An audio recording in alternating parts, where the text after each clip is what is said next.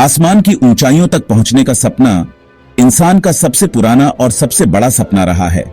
उड़ने का सपना, एक ऐसा सपना जिसे सदियों तक पागलपन समझा गया, लेकिन कुछ लोगों की जिद, जुनून और वैज्ञानिक सोच ने इस असंभव को संभव बना दिया। चलिए चलते हैं एक रोमांचक सफर पर, जहां हम जानेंगे कैसे उड़ने का सपना हकीकत बना, सिर्फ पंख नहीं पर मेहनत, नाकामियां और विज्ञान के सहारे। सबसे पहले बात करते हैं इंसानी कल्पना की। मिथकों और कहानियों में उड़ान का जिक्र हजारों साल पुराना है। ग्रीक कथा में डेडलस और इकारस की कहानी मिलती है। डेडलस ने मोम और पंखों से पंख बनाए और उसका बेटा इकारस उड़ गया, लेकिन सूरज के करीब जाने से मोम पिघल गया और वह गिरकर मर गया। भारत की रामायण और महाभारत में भी उड़ने वाले रथों यानी विमानों का उल्लेख मिलता है, जैसे पुष्पक विमान। चीन में 4वीं सदी ईसा पूर्व से पतंगों का इस्तेमाल शुरू हुआ, जो उड़ान के शुरुआती प्रयोगों में शामिल था।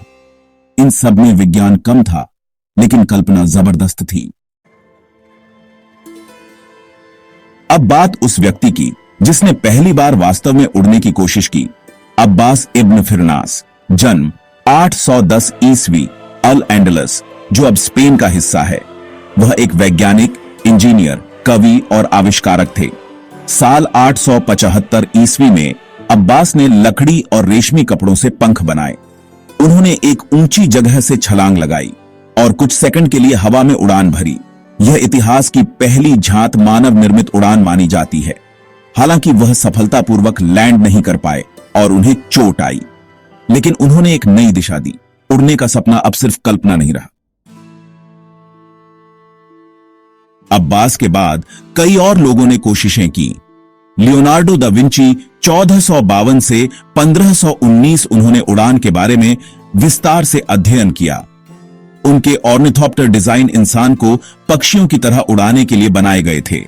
हालांकि वह कभी उड़ नहीं पाए, लेकिन उनके डिजाइनों ने आने वाले वैज्ञानिकों को प्रेरित किया।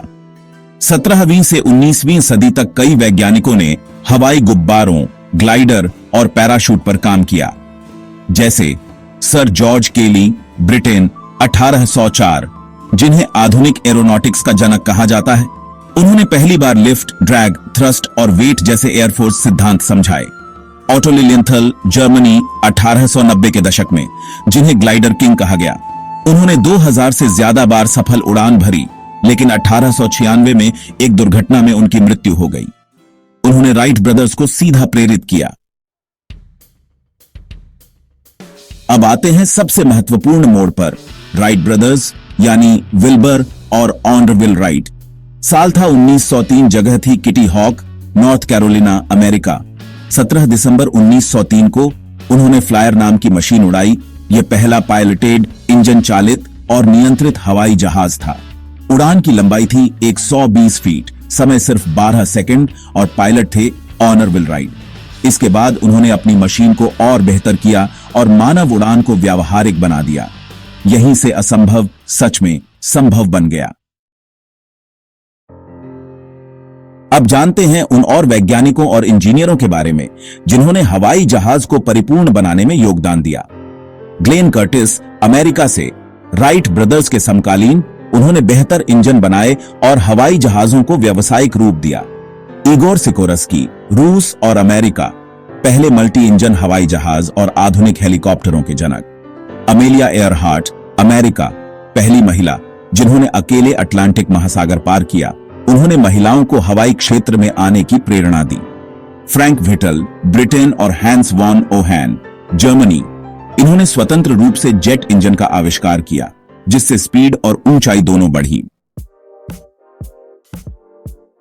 आज हवाई जहाज हजारों किलोमीटर की दूरी कुछ घंटों में तय कर लेते हैं। 500 से ज्यादा लोग एक साथ ले जा सकते हैं। Supersonic jets, cargo planes, drone और सोलर प्लेन्स तक आ चुके हैं।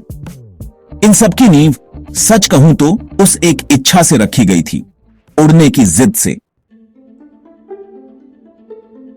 अब सोचिए, अगर अब्बास इब्न फिरनास ने डर के मारे कोशिश ना की होती, अगर राइट ब्रदर्स ने असफलता से हार मान ली होती, तो क्या आज हम आसमान में होते? यह कहानी सिर्फ उड़ने की नहीं है, यह इंसान की हिम्मत, विज्ञान और कल्पना की जीत की कहानी है। उम्मीद है आपको यह वीडियो पसंद आया होगा।